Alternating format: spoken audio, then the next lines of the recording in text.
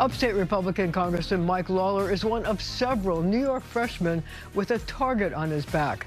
Mondaire Jones is the Democrat who wants to take him on. The Point starts right now.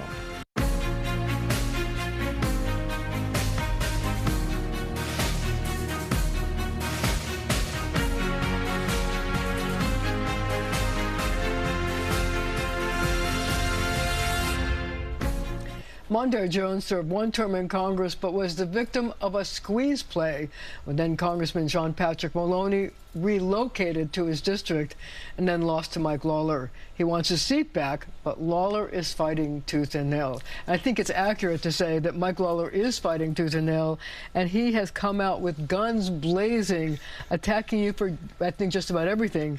I mean, first of all, he says you have radical friends like AOC and Jamal Bowman. How do you feel when you get attacked like that? You know, I'm so grateful that we're going to have the opportunity to remind voters in this district of my record, which is one of pragmatism. Voters will recall that I was the guy who helped negotiate passage of the bipartisan infrastructure bill into law, which every single member of the squad voted against at the time. Voters will recall that I've had a staunchly pro-Israel record for my duration in politics, and that is something that we will be reminding people of course. You know, Mike Lawler, he can't point to any aspect of my record, my legislative record, that is extreme, and so he tries to associate me with people who are viewed to be extreme. So I guess that if you win, you won't be joining the squad? And did not join the squad the last time I was in Congress, and in fact have been very clear about my disagreements over issues like Israel with the squad, in addition to other issues like the bipartisan infrastructure bill. Well, just as an aside, so there is another hot race in Westchester. Jamal Bowman has a primary with George Latimer. Are you planning on endorsing in that race? You know, I think would be premature for me to make a comment one way or the other on that, but I will say that I worked for George Latimer and his administration when I was in the Westchester County Attorney's Office, working to keep taxpayer dollars safe and to make sure that this administration was successful. And I'm really proud of the Latimer administration's record of keeping crime at record lows in Westchester County. That was a very slick statement where a endorsement. Okay, let's talk about Israel, because that's become sort of like the third rail of congressional races, especially in New York City and the suburbs. And I'm wondering, what's your take on what should happen in Israel now in the war with Hamas? Well, Marcia, let me say, the events of October 7th were horrific. I mean, the worst assault on Jews since the Holocaust. And I think it would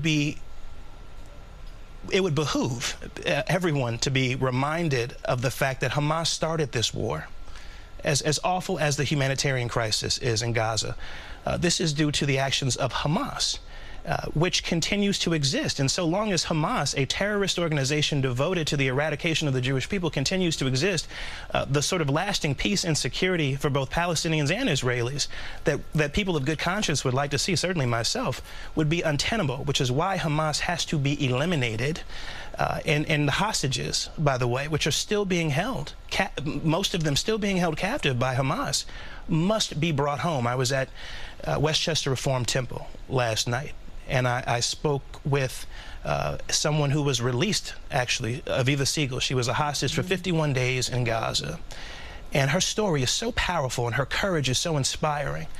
And everyone should hear that, because it would appear that many of the students on these college campuses, for example, have forgotten that Hamas started this war and that there are still hostages, including American hostages, that are being held captive by Hamas, which could just release them any day if they wanted to. So at the end of the hostilities, whenever that turns out to be, what do you see happening in the Middle East? Do you see a two-state solution? Do you see some kind of demilitarized zone that maybe the United States would have to participate in to keep the two people apart? What do you see, some kind of Israel having a role in running?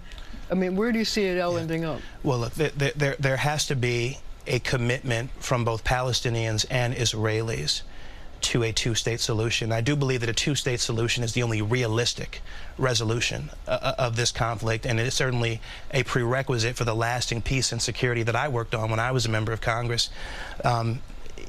You know, Bibi Netanyahu has said he doesn't want to see a two-state solution. Obviously, Hamas is not committed to a two-state solution. The leadership in Israel is for Israelis to determine. On the Palestinian side, it is critical, it is mission critical that Hamas be defeated and replaced with leadership that is committed to the kind of peace that other Arab nations we are seeing are also increasingly committed to when we look at the normalization of relations between Israel and its Arab neighbors. Do you think the United States is going to have to play some kind of a role in this two-state solution, maybe patrolling a demilitarized zone to make sure there is no more incursions from either side? Well, you know, I don't want to get too far ahead of the ball. I do remain very interested in what the American State Department has to say about this matter, what the intelligence community has to say. There has always been, and there will always continue to be, I think, a very significant role for the United States to play in brokering peace in the region. The United States' commitment to Israel must persist. It must continue to be ironclad.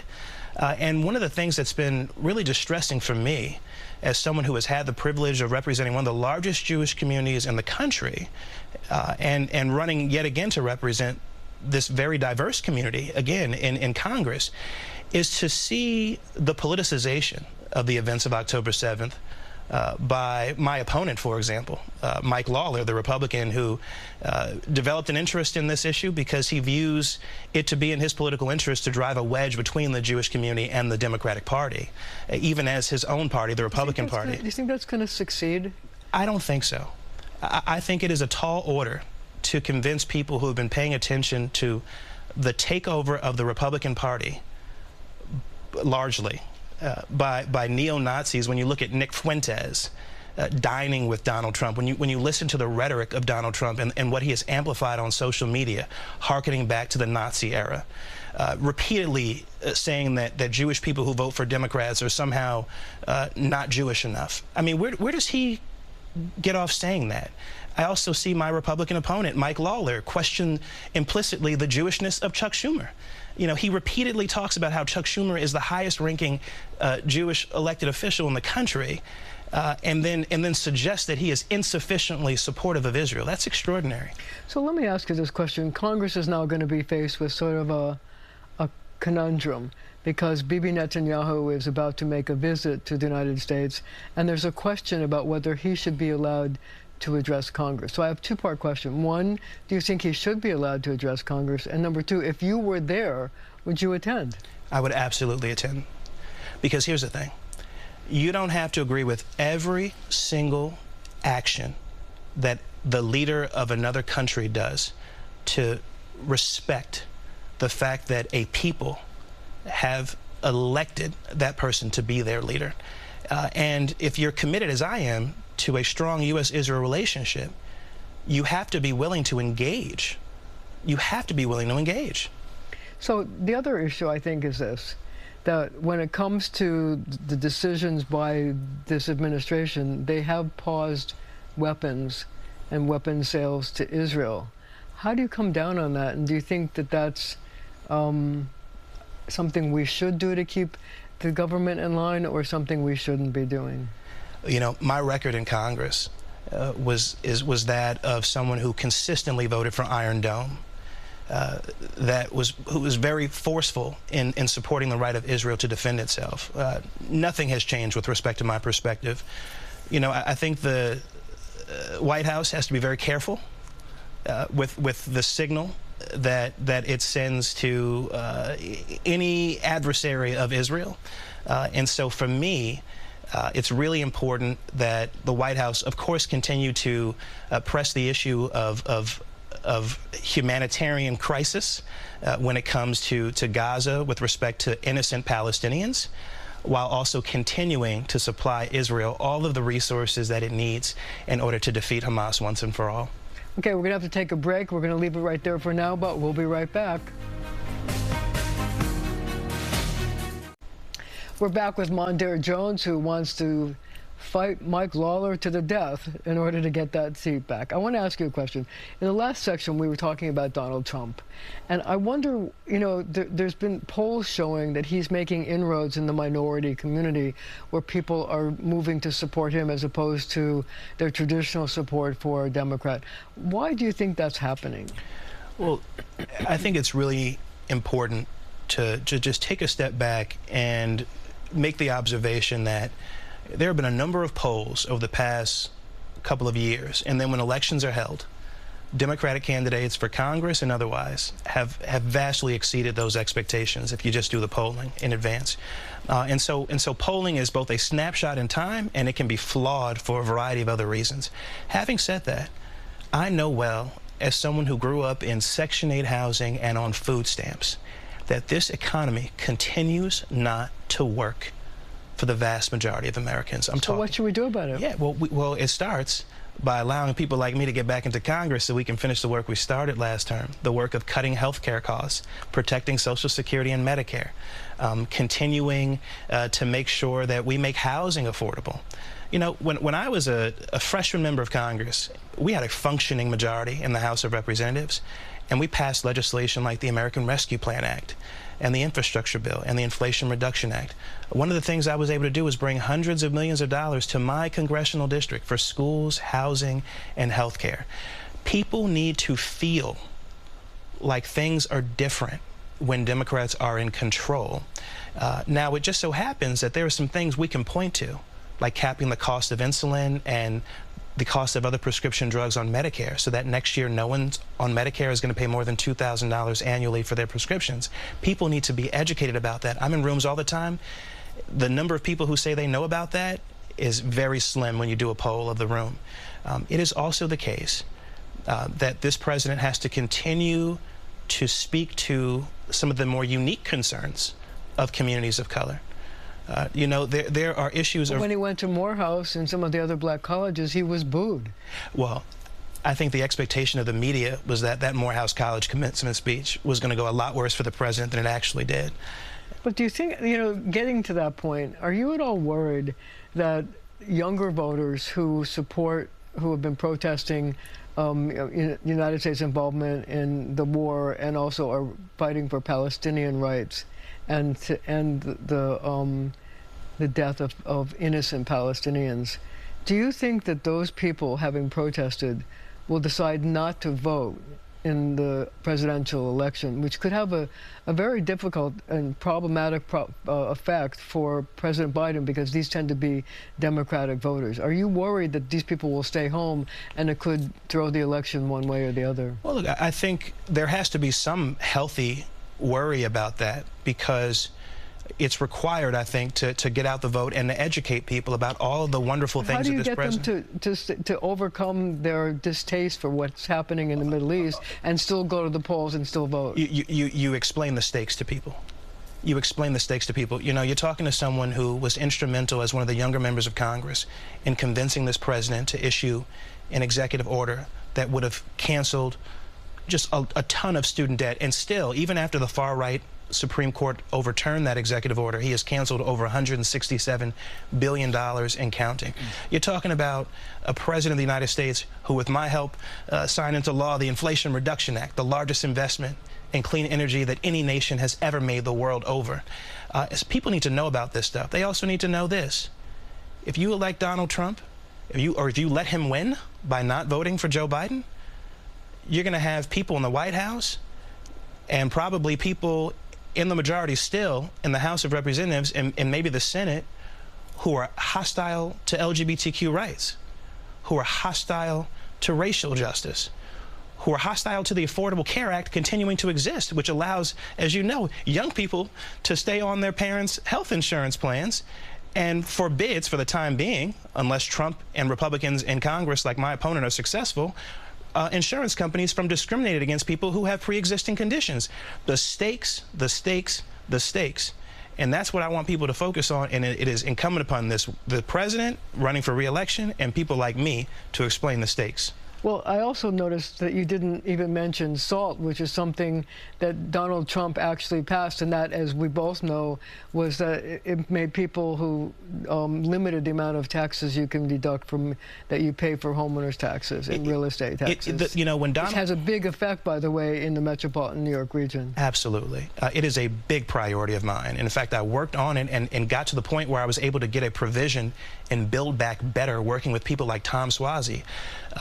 Obviously, Joe Manchin torpedoed Build Back Better, so we got it through the House, but we didn't get it to the Senate. But isn't it supposed to expire like soon, like 2025? It does expire, and guess what? Donald Trump, having capped the SALT deduction, which crushed people in my district, with the help of Republicans in Congress, if he returns to the White House, and he has Republican majorities in the House and the Senate, he has said he is going to renew that tax legislation, which means that that cap on the SALT deduction will not expire. Will not expire. If you want SALT relief in the state of New York, you have to have a Democratic majority in the House and in the Senate. So, on another hot topic, congestion pricing, I wonder if you think that the federal transportation officials ought to order another environmental impact statement before congestion pricing goes into effect. You know, I'm an environmentalist, okay? However, I have been clear from the beginning that if congestion pricing were to go into effect, there should be an exemption for my constituents who do not have adequate public transportation infrastructure. I'm a Rockland guy. I grew up in Rockland County. I've spent most of my life in Rockland County. And we don't have a one-seat train ride into Penn Station. But no, but the MTA board and the mobility board didn't listen to the people who said that. And so for that reason, congestion pricing should not go into effect. So what could you do now? Well, I think it's really incumbent upon people in Albany to listen and for the governor to listen. Oh, please. Have you been to Albany? Thankfully, not too often. My opponent, on the other hand, is a creature of Albany. He got his start in politics. He was an assemblyman. Where he had a fairly extreme voting record, the same way he's racked up one in the House of Representatives, voting with Marjorie Taylor Greene 80% of the time or more, but yet still trying to pretend to be a moderate. He comes back in one of his commercials and says that you voted with, you know, squad members, AOC 93% of the time, Jamal Bowman 98% of the time. He has those numbers too. So, you know, who's right here? Well, when we had a functioning Democratic majority, when we had a functioning majority, which was a Democratic majority, I was voting for things like the Inflation Reduction Act and the American Rescue Plan Act and the bipartisan infrastructure bill. Mike Lawler, in his 80% of the time voting with Marjorie Taylor Greene, has been voting against abortion without exception for rape or incest. He's been voting to open an impeachment inquiry into President Joe Biden. So the votes are fundamentally different. We were actually getting things done. And the times when I disagreed, it was because of my support for Israel, which is something that he's trying to suggest implicitly when he says that. But he seems to think that he has a good record on Israel. Do you disagree with that? Look, on Israel, we don't have much disagreement, if any, as far as I can tell. But on literally everything else, like whether we should continue to be a democracy in the United States of America or whether Donald Trump should be president of the United States, we have real stark disagreements. You know, Mike Lawler was a convention delegate for Donald Trump in 2016, got paid to re-elect him in 2020, and now was forced to admit recently on CNN that he is supporting him for the third consecutive election cycle, even after January 6th. How do you call yourself moderate when you're out here supporting the guy who tried to overthrow the presidential election, and you're supposed to be a law and order Republican? So he says one thing on television, but you have to watch what he does when the cameras are off. So we only have about 20 seconds left. If you got elected, what committees would you want to serve on? I would like to return to the House Judiciary Committee, where I was a leader on that committee, even as a freshman. We've got a lot of work to do still when it comes to banning assault weapons and making our community safer, and I want to get on the Foreign Affairs Committee. And on that note, we're going to have to leave it right there for now, but our conversation does continue right after the show on our streaming channel, CBS News New York. Thank you for joining me. It seems like the cost of just about everything is going up. So what do New Yorkers think is just too damn high? They're weighing in on your point. Name something you pay too much for. Apartment. Rent. Rent. Rent. I would say rent. Rent. How much do you pay? $3,900. I pay $4K. $7 grand. How much would you think is okay to pay? How much would you like to pay? Probably closer to $6. Oh, I don't know, much less. I'm not a real estate person. Let's say $2,500. Max like $1,300. How much is too much? Well, you're considered rent burdened if you're paying more than 30%. Name something you pay too much for.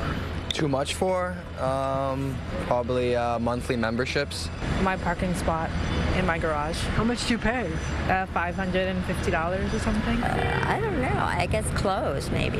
I would say gas. Something that I pay too much for is food, groceries. You pay too much for groceries? Groceries. I spend about $125. Sunday fun days are my grocery days. I don't know, probably food, man. Food's expensive. How much do you pay? We had an awful meal for $100 yesterday. It was awful. Can you name something you pay too much for? That I pay too much for? Well, I try not to pay too much for anything. Why do you think things are so expensive now? I really think it is like social media. I think companies are taking advantage and raising the prices. Because corporations want to make more money, I guess. Corporate greed.